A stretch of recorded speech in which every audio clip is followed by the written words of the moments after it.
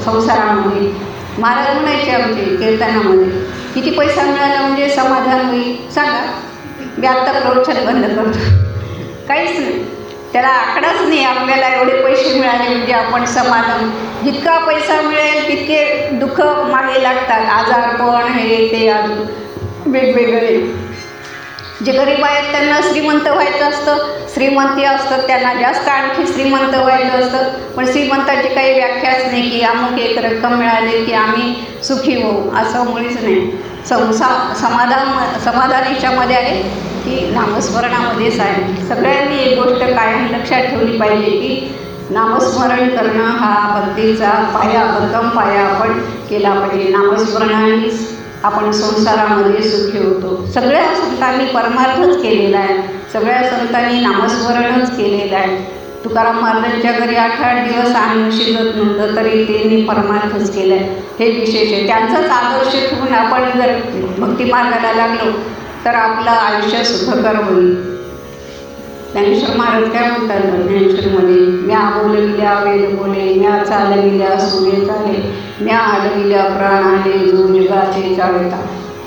देवच सगळं करतो, ब्रह्मांड चालवणारा देवच आहे. हे सगळ्या नवीन पिढीने लक्षात ठेवायला पाहिजे ना. आपणच त्यांना पटवून द्यायला पाहिजे की काय बाबा असं म्हणजे सगळं देव चालवतो, तुम्हाला खायला प्यायला सगळं देवच देतो. काही म्हणजे तुमच्या प्रयत्नाने फार चांगलं होतं अशातला भाग नाही. सगळ्यांना वाटतं मी नोकरी करतो किंवा मी नोकरी करते म्हणून घरामध्ये चंगळ आहे, असं काहीच नाही. तुमचं दैव अनुकूल आहे म्हणून तुमचं सगळं चांगलं आहे. दैव जर प्रतिकूल असेल तर काही संसार चांगला होत नाही. मला लहानपणी महाराजांनी एक गोष्ट सांगितली होती बरं का. 2 शेतकरी होते आणि एका शेतकऱ्याने आपल्या शेतामध्ये विहीर खणली. पुष्कळ म्हणजे अगदी 6-7 फुटात पुष्कळ पाणी लागलं. चांगली बागायती केली, पुष्कळ ऊस वगैरे लावला, चांगला संपन्न झाला तो भाज्या वगैरे लावून. आणि मग दुसऱ्या शेजारच्या शेतकऱ्याला वाटलं आपणही विहीर खणावी. त्याने विहीर खणली. काय 80 फुटापर्यंत पाणी लागलंच नाही. डोळ्याला पाणी आलं पण पाणी लागलं नाही. मजुराचे पैसे वाया गेले. तर संसारामध्ये कसं आहे, प्रारब्धावर अवलंबून आहे. प्रारब्ध अनुकूल असेल तर संसार चांगला होतो, प्रारब्ध प्रतिकूल असेल तर संसार चांगला होत नाही. महाराज म्हणायचे की संसार हा प्रारब्धाधीन आहे आणि परमार्थ हा प्रयत्नाधीन आहे. प्रयत्न करत राहायचे, सारखं नामस्मरण करत राहायचे. नामस्मरण हा भक्तीचा पाय आहे, त्याच्याशिवाय आपण सुखी राहू शकत नाही. समाधान मिळतं. दुःख जरी झालं तरी त्याच्यातून सोडवणारा आपल्याला देवच आहे. पुष्कळ वेळा आपल्याला अनुभव आला असेल की आपण हॉस्पिटलमध्ये असो किंवा कधी अडचणीत असो, आपण जर नामस्मरण करत राहिलो तर अचानक आपल्याला कोणीतरी पैसे द्यायला येतो, औषध द्यायला येतो, कोणीतरी डॉक्टर तरी चांगला भेटतो. आपण म्हणतो बरं झालं बाबा हा डॉक्टर चांगला मिळाला, बरं झालं रे बाबा तू वेळेवर आला. तर तो देवदूतच असतो. आपल्याला देवाचं असं जरी दर्शन दिसत नसलं, जसं आता विठोबा आहे, दत्तात्रय आहे, त्या रूपामध्ये तर दर्शन आपल्याला कधीच होणार नाही, ते संतांनाच होईल. पण अडचणीच्या वेळेस जेव्हा आपल्याला देव संकटातून वाचवतो त्यावेळेस हे महत्त्वाचं आहे की आपलं नामस्मरण पूर्वीपासून चाललेलं असतं, म्हणून या संकटातून आपण बाहेर पडतो. त्यासाठी अखंड नामस्मरणाची गरज आहे. दुसरं असं की म्या बोलविल्या वेद बोले, म्या चालविल्या सूर्य चाले, म्या हलविल्या प्राण आले, जो जगाते चाळे. ज्ञानेश्वर महाराजांनी वेद बोलवले आणि म्या चालविल्या सूर्य चाले. सूर्य, आता ती तुम्हाला महाभारतातली कथा माहिती आहे, सिरियल वगैरे बघितली असेल तुम्ही. जयद्रथाला मारायचं होतं. जयद्रथाने अर्जुनाच्या मुलाला मारलं होतं कट करून. त्याला चक्रव्यूहामध्ये अडकलं तेव्हा त्यांनी 4-5 जणांनी मिळून त्याला मारलं. दुसऱ्या दिवशी अर्जुनाने पण केलं की उद्या मी संध्याकाळच्या जयद्रथाला मारणारच आहे, नाहीतर मी त्याला जर मारलं नाही तर मी अग्निपरीक्षा देईन, अग्निप्रवेश करेन. श्रीकृष्णाला ही बातमी समजली तर ते म्हणाले की काय तुम्हाला सगळ्यांना असं प्रतिज्ञा करायची फार हौस आहे. तर ते म्हणाले की क्या करूं भगवान, मैं तो ऐसा ये हो गया था, मेरा बेटा अभिमानी मर गया तो मैं तो ऐसे हो गया, तो मैं तो आपको विजय पथ लेके जाने वाला हूँ, फिर क्यों ऐसा प्रतिज्ञा किया, कभी तो मरने वाला ही हो. मैं अभी मैं क्या करूँ, आप मुझे संभालो, कैसा भी करो, अभी जयद्रथ को मारना ही है. ठीक आहे ठीक आहे. दुसऱ्या दिवशी मग युद्ध सुरू झालं. दुपारपासून सगळे जयद्रथाला सगळं मागे ठेवून दिलं सगळ्यांनी. पुढे सगळे योद्धे दुर्योधन, दुःशासन, द्रोणाचार्य, सगळे कृपाचार्य, सगळे मोठे मोठे योद्धे पुढे गेले आणि संध्याकाळपर्यंत युद्ध चाललं. आणि जयद्रथ मागे 4-5 वाजेपर्यंत युद्ध संपलं नाही. शेवटी तो पुढे पुढे गेला तेव्हा 5 वाजायला लागले. आता श्रीकृष्णाला चिंता पडली की आता ह्याला कसं मारायचं. मग त्यांनी सूर्याला आज्ञा केली. मी आज चालविल्या सूर्य चाले. आज्ञा केली की जा आता तुम्ही ढगाच्या आड, काहीतरी ढगाच्या आड गेले. आणि मग संध्याकाळचा तांबूस प्रकाश पडला. संध्याकाळ मावळतो ना तसा तांबूस प्रकाश पडला. मग सगळ्यांना वाटलं की चला झाली संध्याकाळ, आता जयद्रथ मरत नाही, काही नाही, गेला आजचा दिवस गेला. सगळेजण हसायला लागले. अर्जुनाला म्हणायचे तो उतरो उतरो नीचे उतरो, तू अभी हार गया, हम आपको फिर से वनवास भेज देंगे, तू हार गया, जाओ अपनी परीक्षा ले लो, आपके लिए तैयार है चंदन की लकड़ी. असं म्हणून सगळेजण हसायला लागले मोठमोठ्याने. श्रीकृष्ण पण बघायला लागले. सगळे जयद्रथ मागे होता तो चांगला पुढे आला. त्याला वाटलं आता काही नाही, आता आपण मरत नाही, काही नाही, झाली संध्याकाळ.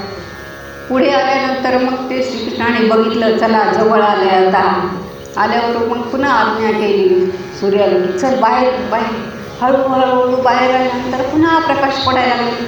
पुन्हा सगळे घाबरले कौरव लोक, अरे संध्याकाळ नाही झाली. मग श्रीकृष्णाने ताबडतोब अर्जुनाला सांगितलं, ये देखो अर्जुन, अभी सूर्यास्त नहीं हुआ है, मारो जयद्रथ को. ताबडतोब अर्जुनाने बाण धरला, जयद्रथाला मार.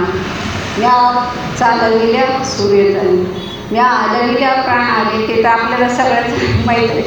प्राण गेला की सगळं संपलं. जगात त्याच्या हा असं ब्रह्मांड चालवणारा देव आहे. अनेक अवतारामध्ये हाच देव आहे बरं का.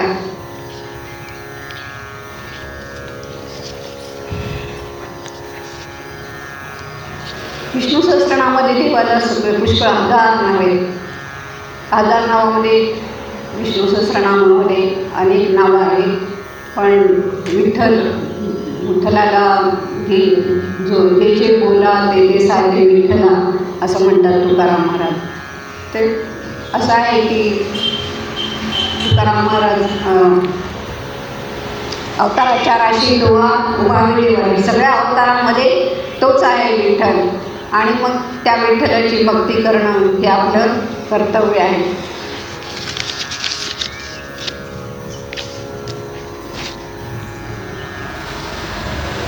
तात्पर्य काय की संसारामध्ये राहून मन परमार्थाकडे वळवणं खूप आवश्यक आहे. ज्ञानेश्वरीमध्ये 9व्या अध्यायामध्ये ज्ञानेश्वर महाराज म्हणतात, मन मना मन तो मध्याची मामस्वरू मामे वैशी सत्यतम प्रतिजाम तेव्हा आत्मान मत्परायण तो मने देशी करे माझे भजनी प्रेम करी सर्वत्र नमस्कारी मजई काते. भगवान सांगतात अर्जुना, तू काय कर, माझ्या ठिकाणी मन ठेव, माझी पूजा कर, जप तप कर्म जे काही असेल ते मला अर्पण कर आणि मन माझ्या ठिकाणी ठेव, म्हणजे तू माझ्या स्वरूपाला प्राप्त होशील. आपल्यामध्ये एक हे तुकाराम महाराजांचा पण येतं, हालवणी खुंट आधी करावा बळकट मग तया ते करणे बरे. आपल्या जात्याचं खुंट असतं ना, ते खुंट सारखं सारखं निघायला लागलं तर दळण होत नाही. म्हणून मग त्याला भोवताली कागदाचे चिटोरे घासण्या वगैरे घालून ते घट्ट असं रोवून ठेवावं लागतं. म्हणजे मग काय होतं की ते दळण चांगलं होतं. तसं आपण मन जेव्हा जेव्हा विषयाकडे जाईल तेव्हा तेव्हा आपण त्याला ओढून आणून कधी आपलं बायकाचं तर फार असतं, मार्केटमध्ये गेले की साड्या घेऊया, भांडे घेऊया, हे घेऊया, हे घेऊया. जुनी भांडी झाली, 40 वर्ष झाली, भांडी फार खराब झाली, जुन्या साड्या झाल्या, त्याच त्या दिसायला लागतात. असा मोह फार आपले होतो. मुलांना पण सिनेमाला नाटकाला वगैरे गाण्याचा मोह असतो. त्या मोहातून पुन्हा पुन्हा ओढून नामस्मरण करणं हे खूप आवश्यक आहे. आणि मग नामस्मरण केल्याशिवाय आपण सुखी होऊ शकत नाही. म्हणून ज्ञानेश्वर महाराज म्हणतात की हरिमुखे म्हणा पुण्याची गणना कोण करे. आज वारकरी संप्रदायामध्ये ज्ञानोबा तुकाराम हे भजन रूढ झालेलं आहे. वास्तविक ज्ञानेश्वर महाराजांच्या काळात त्यांच्या समकालीन बरेच चांगले मोठे मोठे संत होऊन गेले. नामदेव महाराज आहेत, तुकोबा नाही, चोखोबा, जनाबाई, हे सगळे संत झालेले असताना सुद्धा एकनाथ महाराजांनी ज्ञानेश्वरी बाहेर आणली. हे सुद्धा असताना पण आज तुकोबा, ज्ञानोबा तुकाराम हे भजन होतं. त्याचं कारण असं आहे की तुकाराम महाराजसुद्धा भंडारा डोंगरावर नुसते बसून राहिले नाही. त्यांनीसुद्धा वेदाचा अभ्यास केला, शास्त्राचा अभ्यास केला, उपनिषदांचा अभ्यास केला. सगळं म्हणजे त्यांना संस्कृत येत नव्हता अशातला भाग नाही, सगळा संस्कृतचा अभ्यास केला, ज्ञानेश्वरीचा अभ्यास केला, भागवतसुद्धा त्यांनी वाचलं, भागवताचे पारायण केले.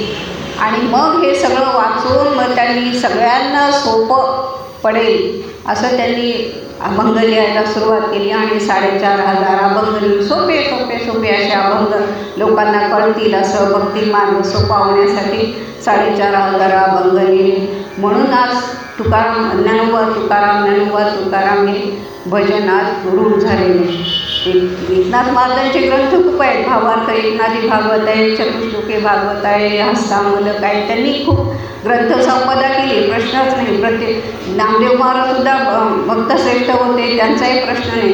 पण आज ज्ञानोबा तुकाराम हे भजन का रूढ झाले? कारण दोघांची योग्यता सारखीच होती. यांनीसुद्धा खूप ज्ञानेश्वर महाराज तर पूर्ण ज्ञानीच होते. ज्ञानदेव म्हणे आम्हा अज्ञानाची नव्हे, त्यांच्याजवळ अज्ञान तर नव्हतंच. आणि तुकाराम महाराज तर अवतारी पुरुष होते, संसारी होते, तरी त्यांनी पूर्ण संसार देवावरच वाहून संसार देवापायी संसार वाहून दिला. त्यांना माहिती आहे देव आता देवसंसार चालवतो, आपण काहीच करून उपयोग नाही. कारण त्यांच्या काळामध्ये सुद्धा खूप श्रीमंत होते. त्यांचे वडील पुष्कळ श्रीमंत होते. त्यांच्या समोरून सगळी इस्टेट गेली, दुष्काळ पडला, पैसा गेला, सगळं धनधान्य गेलं. म्हणून मग त्यांचं विचारचक्र सुरू झाले की आता आपण भंडारा डोंगरावर जाऊन नामस्मरण करायचं, देवाची प्राप्ती करून घ्यायची. मग तिथं जाऊन सगळे पारायण केले, सगळा अभ्यास केला आणि मग ग्रंथ लिहिले. म्हणून मग आज ज्ञानोबा तुकाराम हे भजन असं रूढ झालेलं आहे. हे सगळ्यांनी लक्षात घेतलं पाहिजे. दुसरं असं की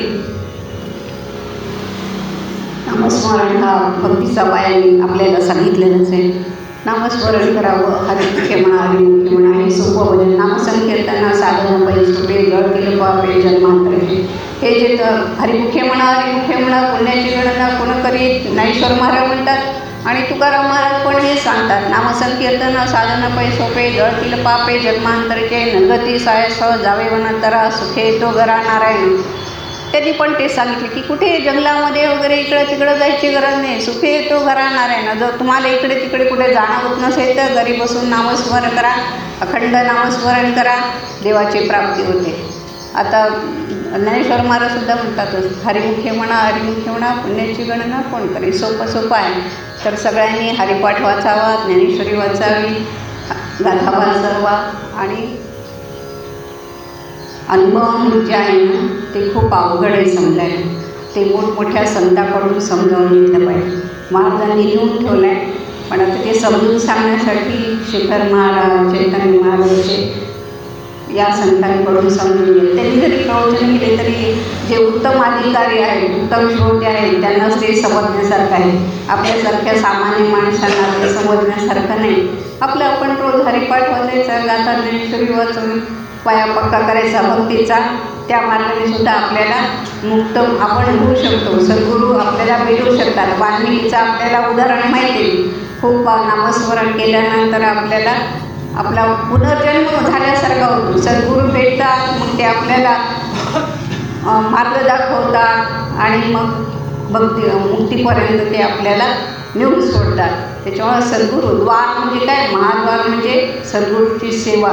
सद्गुरूची सेवा फार महत्त्वाची. ह्याच्यामध्ये भक्ती मार्गामध्ये सेवा करणं हे महाद्वार आहे. त्यांची सेवा करावी, ते खुश झाले की मग आपला भक्ती मार्ग अतिशय सोपा होतो आणि मुक्ती मिळते. म्हणून मग ज्ञानेश्वर महाराज म्हणतात की हरिमुखे म्हणा, पुण्याची गणना कोण करी. सगळ्यांनी नामस्मरण करावं आणि सुखी व्हावं ही ज्ञानेश्वर महाराजांची इच्छा आहे. कुंडलिक विठ्ठल श्री ज्ञानदेव साधू महाराज की जय.